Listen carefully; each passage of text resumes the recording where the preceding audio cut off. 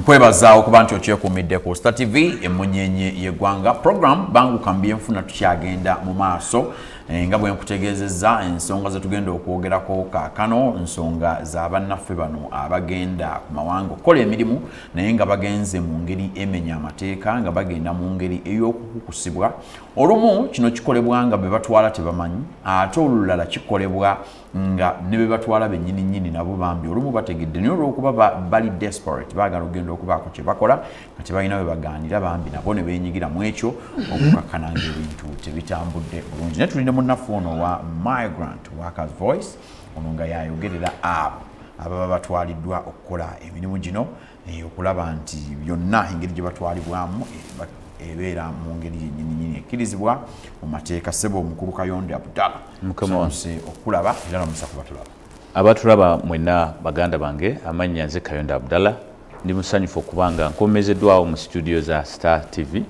emunyenye yeggwanga okwongera okukuba n'okutangaaza omulimu gwaffe ng'eddoboozi tugamba nti we shall shoot the moon, that's what we aim at, and even if we fail then we shall land among the stars.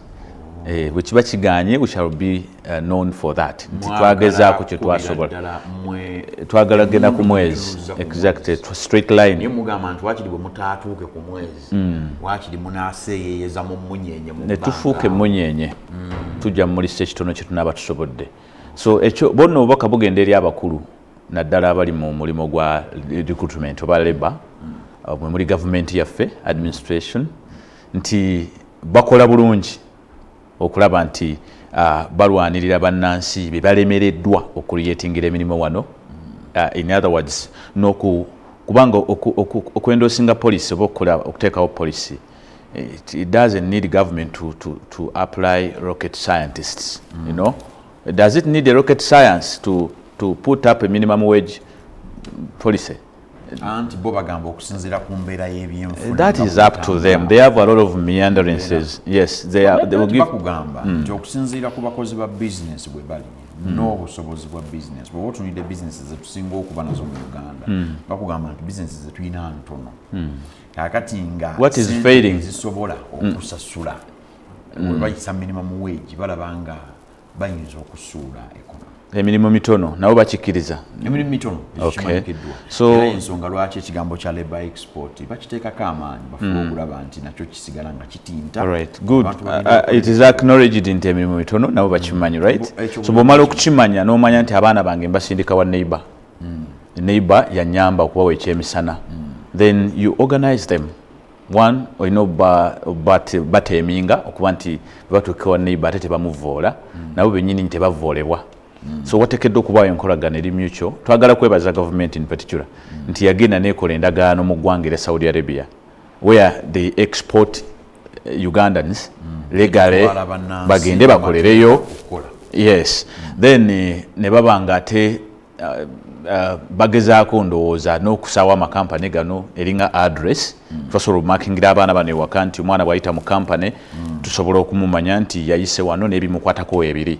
Naye wakati mu kusaawa ekyo waliwo ebintu ate bye babuusa amaaso nti beerabira nti gwe batwala asigala yoyo yennyini ye kasitoma wooli gwe bawadde layisinsi era ye kasitoma wa gavumenti ku misolo over $1.5 billion ze bazza ze batagetinga nti tebajja tugamba nti batuyamba nnyo okutuwa emirimu and they don't benefit from it bakifunamu.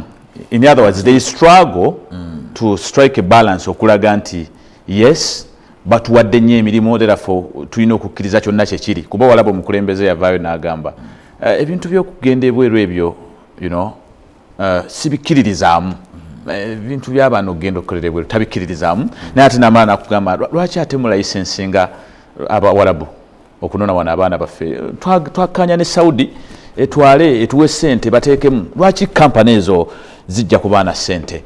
Buli woyogera ekyo bozanya politics ku bwongo bw'abantu nti otutunda nedda president aba akulaga nti ekyokutwala bali ebweru si kye yandyagadde kyeyandyagadde kyekyokutondawo emirimu mu Uganda bannayuganda babeere nga basobola okubeera wano kyobola bakugamba nti si kyeyandyagadde naye kale bwe kiba nga tekyebeereka tukakase nti kikolebwa mu mateeka abaana abo temubajjaako ssente. Muganda wange Kimbugwe njala kusala ekirimi ku nsonga eyo yennyini ey'abaana temubajjaako ssente. Okimanyi nti okitegeeza sell kutunda ani agenda obbateekamu ng'okimanyi n'endagaano gye wasayininga eri wabatunda mu kafara system oba system egenda okuba sponsoringa naye ng'ebatayinga obbajjako eddembe. Enteekateeka erina kuba bweti nti agency eyagala abaana bano abakozi erina okuketalinga ku costs zonna. Agency eri Saudi eyagala abaana bano erina okusasulira buli ekyetaagisa okutwala. Was it agreed by a date kuba bayirato gyemmanyi gye nyinako copy? Was it agreed by that it's going to be a debt bondage or it was going to be a sponsorship? Because when sponsoring, you don't need to ask me when I have to exit or when I don't want to work for you, when I have to change an employment. You don't need to tie me up. Ebizu byetulina bino byolaba abaana eri nga bacomplaininze ate n'osanga omukyala I'm sorry to mention her name Madam Igoye n'abalala abali mu internal affairs nga ye kyatunuzaako abantu human trafficking.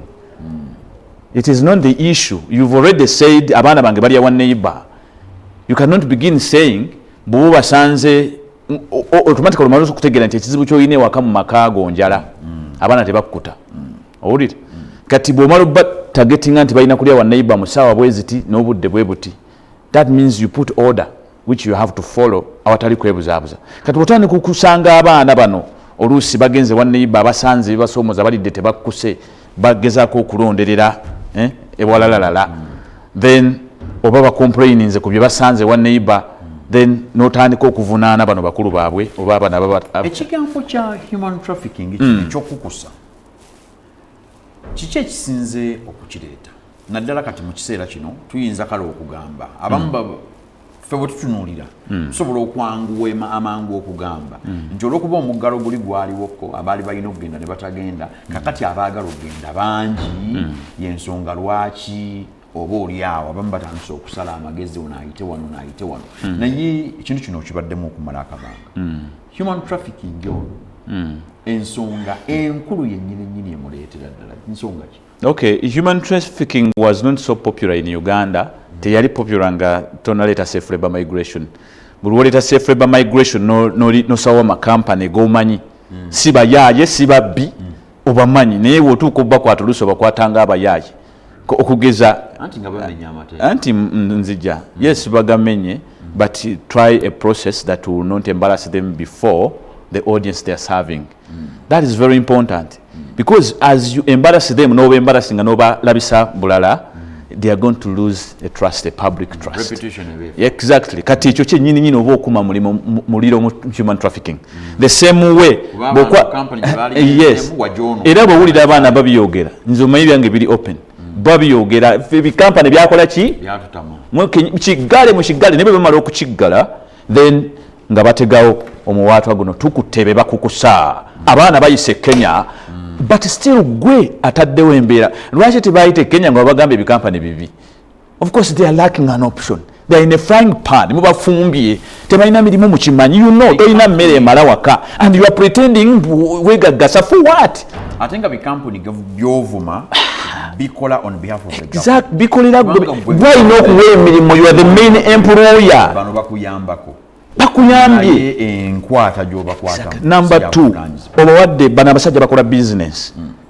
If they are doing business you have to respect their business rights. Understand? Nzumanyi tunulira dembe. Ngobwe sagala kukwata ku mukozi. Buddira address gy'ongambye nti awo ndi safe ate botandika okundaga nti oyo afumba embizi naye akyayambala ki enkofiira ne kanzu. Then mbasi kutegeera ayambala yaki gimugireko ddala lumu tutegeere. Oh, don't qualify him to be one. Onfuna bulungi ng'omanyi you're going to embarrass him that way. Kakati bwe kituuka ku basajja bano bagenda mu maaso ne bateekawo kugamba system olw'okuba efuna oba business eno olw'okuba efuna batuuka ku kiseera ne bateekawo processes eziri bureaucratic and too long. Government yennyini because bategedde yes kati bw'ogamba ekireetera abaana bano okupakunkana bannaye tugenda ddi gojja ofuneyo omwakkubira Kimbugwe nkulaba obeera ne Kayonde baana ab'amakampani nyamba onfunire kampani entwala ajja kubuuza naye njagala ng'etambuza etambula ddi question gye babuuza bali mu frying pan they already it is too late for them abalala bagraduating dda they are searched for employment here tebagikola ki you've showed them ewali ki and they have a will so they see the way give it to them to empower bano abatwala ne bootwala okubeera aware bw'oba omanyi nti mulimu ba errant recruiters empower more of the migrant workers once they know what they want they always check the recruiters but you've distanced or distancing bano ba migrants oyagala bafuula bibiriiti mbwate balikuluuta bye babategeerera kubanga bw'ogenda mu ndagaano z'abana abaana ojja sanga nga baddira mbw ate ono bulooka w'ennyumba mbwate kaakati yavunaanyizibwa katuli akatonya nga ennyumba maze giyingira oluvannyuma lwa wiiki omwana bw'atuuka e Saudi government should not play foolery omwana bw'aba atuuse e Saudi okimanyi bulungi nnyo watunda omwana w'abandi mu kafara system gy'otalinaako control naawe tomulinaako ki control wamuwaayo kutunda muganda wange kati ate bw'obanga olina byonsaba oluvannyuma lw'okulemererwa nkuddize kiki kyenkuddiza obanga wansponsoringa then you are selling me I shouldn't no listen you are selling me maybe you are provoking me more to say it I'll go it to the nerve okay yes kuno okutte muntu kukola era y'ensonga lwaki akolera mu mateeka there is a contract kati kankuwa ekyokulabirako contract eno copy esigalako ku ministry copy esigala ku ministry eya contract ekitegeeza nti ogenda okukola ng'ekyogenza okukola okitegeera bulungi era tukimanyi bulungi nnyo nti bwana Kimbugwe oli mu kisiiga kazigo nga nabo bwe bakisiiga copy tulina contract buli kimu bwe batwe boogera but the reality is I want to ask you a question nedda abasajja bano nkola enkyamu tekijjaawo nkola ntuufu weeri ensonga lwaki tugiwagira yes bwe wabaawo abagenda ne bakola emirimu gino nga tebagise mu mateeka tebalina contract ekyo tekijjaawo kuba nti ye enkola ya gavumenti entuufu kugamba nti omwana ono ng'anaagenda ava eno ng'asayinize contract ng'ategedde omulimu gw'agenda okukola ng'ategedde sente anti wuliriza nakugambye contract gy'asayininga in fact tebazisayininga gemazima gemba nkuleetera baddira ne bagamba ono wa kampani nti yakiikirira oli muki mu contract era wa kampani yasayininga yamanye ebiri mu contract omwana atukoyo nga biri contrary nga sibi yasayininga tabimanyi kati bino bye bitujjayo ne twogera ng'owulira tulinga ngaayo n'abaagala okuggwa mu ddookoli lya gavumenti naye nga tewulira they still want to assume nti bye bakola bituufu naye nga si bituufu okiwulira kati gwe mbuulira omwana omulenzi lwaki akwata akasente ke n'akateekamu na buuza ab'amakampani abaana abalenzi be badiiringamu babonaabona kyekimu n'abawala bano because omwana ono alina kyataddemu number 2 mbuuliza ab'amakampani bakakasa abaana abo tebasasula ssente abamu basasula abalala tebasasula are they meant to pay the girls?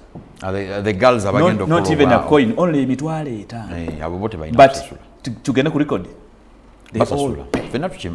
Kulwaki bobuzi wa company lwaki musasuza abaana bana akasente kanaga naye mukulu oluusi omwana ono bw'omutwala nga talina kyakize atuuka eri n'alowooza onfuna bulungi a sense of responsibility government weba eyagala otunuulira nti ddala abaana bano betwala bavunaanyizibwa they are from the informal sector but you are taming them to fit the first world do you need to really make them more responsible even to respect the contracts ze bagenza okukola naye bwe twogera ku kiyenje ekyokubateekamu sense of responsibility n'okutegeera kye bagenda okukola y'ensonga lwaki tulina trainings ez'enjawulo mu trainings ze tulina companies ezibadde zitraining ate batraining kakati gavumenti negamba nti nedda tuteekewo enkola nga ya gavumenti era ne curriculum bali mu kugikolako ey'okulaba nti trainings zino zigenda mu maaso newankubadde kaakano trainings zibadde zaggalwa olwa covid naye nga trainings zigenda mu maaso era abaana bano tebagenda nga tebatrainingidde tubaye tulowooza nti training zino ze zirina okubateeminga okubafuula abantu abasaanidde okugenda okukola eriwa but according nze wingi gye nkiikirira we are from a school of the association we believe tulowooza nti bankuba kyona experience gye balina ng'era UN bwetu empowering according to the standards international labor standards we supposed kuba mu trades zaffe mu association ffeffe nnyini okwekola kye bayita collective bargaining eva mu ffeffe nnyini so tebalina nemwegatta ne muyisawo eddoboozi lyawamu ffe basiniya bwe tuba tukoze Kimbugwe ngoyagala kugenda, don't I have enough to tell you how to survive there? Why do you exclude me? Does government observing a kibaita tripartite structure which brings in employee omukozi, employer and government? Oyagala kutulaga nti government siyo mutuufu okutraininga? No, government is an administration. It takes an overall the role of monitoring and supervision at a technical level. Yes, okujja okucheckinga abantu bano nti yuwera muliwa, you understand, mukikola mutya okuba ogundi kusane ne civil organizations endala ezijja okutunulira eddembe lyabaki. Then abakozi organize them whereby they have a leadership, they have a way they can orient themselves because they have the experience and they have the capacity okuinfluencing abannaabwe bali okubajemesa. Ekyo kyekigenda mu maaso, but government prays it around. Abaana basinga okujemesa bannaabwe n'obapochinga mu contract bebo abadde neglected who seek to have a leadership but not given because Saudi Arabia will not give them that liberty. However, naye company ezitwala abantu bano zo obuvunaanyizibwa bwazo kuteeminga kuno kwoyogerako bukoma ludda. Okay, kati njakuwa ekyokulabirako business yaabwe otugambye eri profit. Empisi tesobola kuuma store y'ennyama, tebasobola protecting interest ya profit na ddembe ly'abuntu. Bino birina okwawulwa, and I want to blame them, our company. Please man up. Muli basajja mukola business, musaleewo kukola ki business. Togenda kuba gwe senga gwe kojja ate you are going to compromise yourself. Omusisi wa paani yasiso ow'eggulo nerero. Of course muyina ensobi, muyina obunafu bwammwe. Temugenda kusaba bunnyonnyola baana bano, mugenda kuba forced to lie to them. This is where they go and face challenges. Enkera bamala facing challenges eri igoye n'alengera nga bali babonyebonye ne bawaaba yeta addressing nga kiri eri nti siinayo monitoring, siinayo budget, siinayo atache, siinayo tabitunuulira ye nga government. Ajabuze n'akwata company nkugadde nkutuze nkusse nkugjeewo n'omubuuza kakati gw'ogjeewo watugamba nti yavunaanyizibwa ku bonna be yatwala. Ofunyeyo mwabonye omugjeewo bali abasigaddeyo ani abavunaanwako. What is the alternative? Big question. So gwa company lekera okwessa mu byotasobola, lekera okulowooza nti ogenda kwogerera ng'opangisiza ennyumba oli broker. Era ono ow'ennyumba mu empowering okutegeera nti alina landlord we bwakkiriza okuyingira ennyumba eyo abaana bano mubafudda butereevu ne landlord we are pushing Saudi Arabia to put away the kafara system. Tegenda kujjawo kafara system nga okyalowooza nti ogenda giyambako okubuzaabuza. Nti abaana bano basobola okugamba ku babbosi baabwe ne Saudi ekyagala. Mu Saudi mulimu abasajja abawarabu ne mu Dubai omwo nsobola okulaga wano omwo nga agamba omwana takizibwa kumuggyako ki passport. Lwaki ogimuggyako? Kati ate bo bano aba company kibanyumira abamu because bw'ogimuggyako tuba tumulina bwe kadduka mukasibe agagana gasirusiru gamalaya. They assert anything, not looking at the history kyabaddewo. They haven't listened to anyone. This is where I'm telling government that we are not yet settled. We are pushing you. Bino bye muvaayo ne tubagamba eddembe lyetwetaaga organize what kyemwasalawo okututwala safely mututwale nete mutubuzaabuza ate na kustaginga human trafficking. Njagala nkubuuze delayments eziri mu ministry mwennyini nga mukimanyi bulungi nnyo abasajja bano mwabawa license bakola business, they are on time. Time is money. They are supposed to deliver in time. Do you give them a chance to deliver in time? Oba muddamu offices zamwe bakamishona kwetoloola process and all that, then after them getting lose on time, ministry egamba nti ekola kyonna kyesobola okulaba nti process ene eyangu kyetaagisa mmere okiryalinga namba z'abaana. Era bw'obojjukira Interpol linga bw'oba tonna bagenda mu maaso na process Interpol esooka kufuluma. Kakati bakugamba nti you can apply for the Interpol n'ogenda ng'okola ebirala. Interpol yo neekusanga ng'oba omaliriza nga bo bagamba nti nyo nteekateeka yakugezaako kwanguya bintu birwira wa webirwira wa webale kunsuna bulungi. Mr. Kimbugwe, sometimes delaying tactics zaakimulatinga ssente oba mafia n'abantu abalala abaagala okufuna kintu. Ateekawo embeera erwiza. Olaba eriyo kati olwaleero bw'otuuka ku Interpol yokka ogifuna ffe ba migrant workers owa company oba gwajagala olina okubribinga emitwalo 3 okujja mpinga okukussa woolina okukola ki woyagala otambule ki Interpol. Exactly. We agitated for the same until passport office tried to organize the Masao Express thing and whatever how the system is. We thank them bagezako. Ekyamwe okwegulira ekyuma kyammwe ekya passport okuba wakadinisa ekya passport tukinako buyinza bwacha gwanga but I mean okugula bino ebya Interpol we were like proposing naye omanyi government yo ebisere bisinga yeewulira tomala gagimanyira ojuwa buyambi bwaki you know kati it is a process sisuubira nti abama company bebandyagadde kuba naffe migrant workers twali twagala okugula ekyuma kya Interpol tukiweeyo kakati bonga bo oluusi weesanga beematira and they don't have omwavu ayeka mwana yes mugamba sente muzina olaba temuyinza tuteera wano mirimu lwaki mutulaga nti you know we are saying this is the way can you please give us a chance okuba profounded and established in it. Temubasabye bingi babanguyize emirimu. Exactly. Kati bodiro wa company n'omugamba atwala abaana nakunganya abaana batwala n'abaweza ku ministry n'otwala omwezi mulambo oba ebiri mbutonna signing obo okola ki nze newunya commissioner gwako ogwo ki ekikusasuza osana nakugoba you are clearing this what are you doing ekyokubiri gwa Interpol n'otuuka okukola Interpols balina kati code gye bakozesa nze nakirabye ku airport nga bannange bonna babajje ku nnyonyi bankubira Mr. Kayonde we are here we need support ningamba what nagenzo tuuka ku airport nga bannange bakola ki okunoonyereza obulungi ngono wa kampana akaya nagamba nti nasasula buli kimu kyava mu Interpol lwaki mungamba mulimu eziri fake lwaki mungamba zino these 50 are fake zavawa nze sina chuma kiziteke yes kakati bachekinga kumbe bamuze bali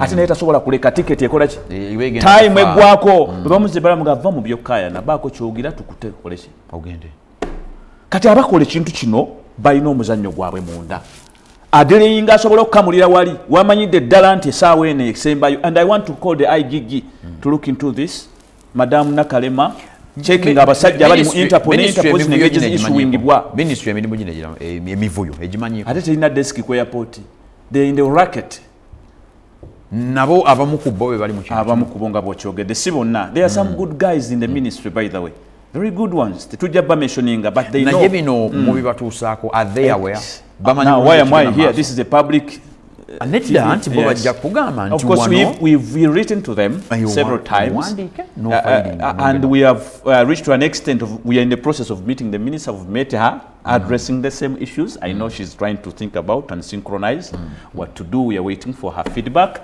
Naye fenga fe tusigala tubagambe kituufu kiri nti temugenda kutuleka naffe tutugenda kubaleka ngayo mugamba temugenda lekayo tutwala naffe tutugenda kuleka kubajjukiza nti tulina eddembe kamutulabe bubi kamugamba akasajja ako koogera nnyo katuswaza no sibaswaza what we are saying abaana bankuba kiyo they count bayina kye bagatta ku ggwanga lwaki temutwanguyiza bwe banga bataddeyo Interpol obanga nga nyina okugenda ebweru mutegedde nti ono omwana ayita mu kampani takukusiddwa lwaki temunyanguyiza kati ono trafficker yajja vaayo mu weekage agambe nze kikolako teyeetaaga na passport nno ebiseera bisinga akozesa kifaananyi ng'agenda nga asakiwalinga ki stiika ya visa kati gwewoleetera passport bapa ng'agiteekamu ng'omwana alinnya are you not promoting human trafficking buli woodireeyinga safe labor kubanga ye traffic ayanguyirwa ate owa company ayita mu mateeka omuzibuwaliza are you making any sense so government we checking eva mukweka mwana Twogere ku kigambo kya trainings tulina betwalabye nga beekalakaasa nga bagamba nti ekigambo batuusa okugenda training centers nzigale training centers bagamba nti kaakano zaggaddwa olwa covid era omwami ono Agre Kibinge omuwandiisi w'enkalakaliro wa ministry yagambye nti minister yabagamba nti olwa covid SOPs trainings zino can only accommodate abantu 20 ng'ebiragiro bya covid bwe biri ekitegeeza nti abantu balina okulindako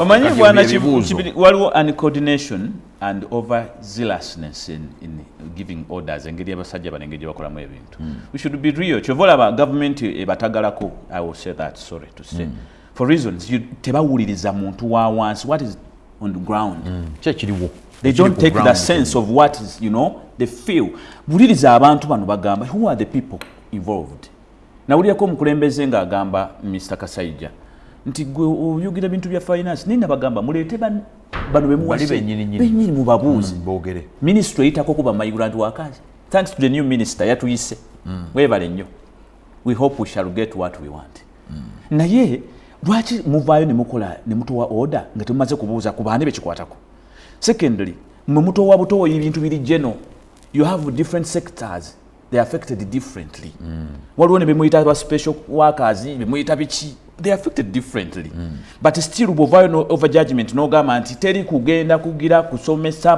kusoma kugize and werabidde nti mbe mutwala ebweru muyinayo amasomero eyo category ki muyinayo matraining ki they got the numbers find a way how you can regulate them how you can give them guidelines within the process they can remain working kuba tobagaddeewo ate nooyingiza bo basajja batumna obulango bakomaga tutwala nca ate edu training center ozigadde enobuzabuzaeruddewo kakati ate ono omusanga malabambu kati nakuta abakukusibwa you are confusing yourself kubanga kakati abakukusibwa kati wuliriza go buli wokola zino dire training center ozigadde abaana bali tied up kutereka amaloboozi owulire abaana babakwatira mu makampani balinga bali mu makomera kakati ate gwoli malaba mbutukuteyo be bakukukusa does it make sense gwate bano bosibidde wano ngoza bwafuna chance egira bwe tebayita malaba baba ino okuyitawo you don't make any sense please organize yourselves Ensonga Migrant Workers Voice omukulu Kayonde Abudallah ebigambo byoyogera mbiwulira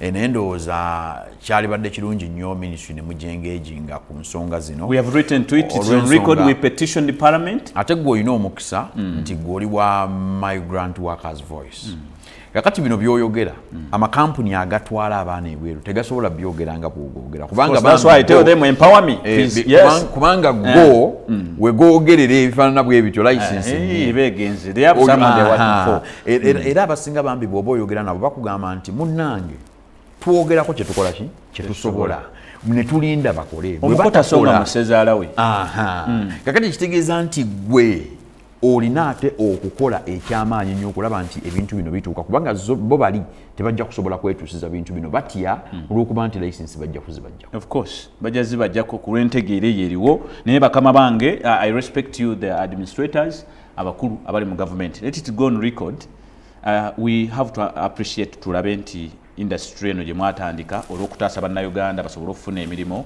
egenda mu maaso bulungi nga naffe abavaayo okutunulira eddembe tugamba we can cheer you up and say awo kirungi Kayonde naye mmwe munaaba mwesisigiza mulowooza muli mwetegeerera mwekka nga si mmwe be barapinga si mmwe be bamma emisaala si mmwe be batulugunya then mujja kukakasa kino kye twogera tukikolera Katonda ate mujja kukitegeera luvannyuma nnyo when you are losing badly so we are telling you wake up give us what we need bana abasajja temubatulugunya because bana bamakampani ate we baba tebaliiwo then we cannot make a meaning tugenda kukusibwa tulabike nga ki ekirala bwe mba wa kampani antute nembonaabona nga yakukusibwa Saudi Arabia you as government you are equally responsible because you have a jurisdiction in Saudi Arabia mu mateeka amapya enongoosereza ministries eyayisizza ezo fenga ffe twazikubye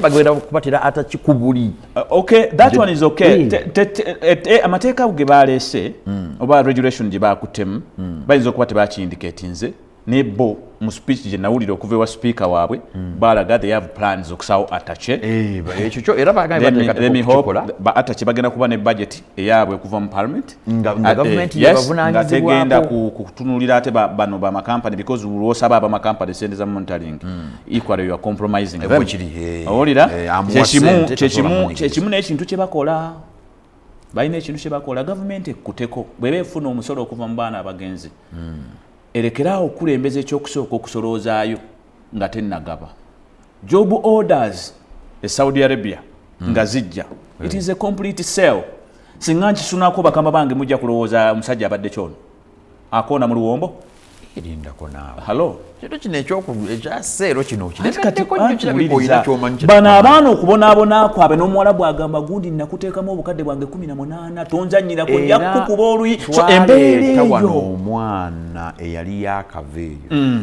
n'agamba nti omusaudi ne bwakuyisa atya tosobola kuvaawo nga sente ze yakuteekamu tezinaba kugwa era akugamba omanyi sente ze nakuteekamu gwe kati weesiriwaze ng'okimanya awo tteke neeruma n'onywerera ku mulimu kati nga twebuuza sente zino baziteeka bw'obuuza abaana wazirabako sente zino company yezikuwa behind closed doors.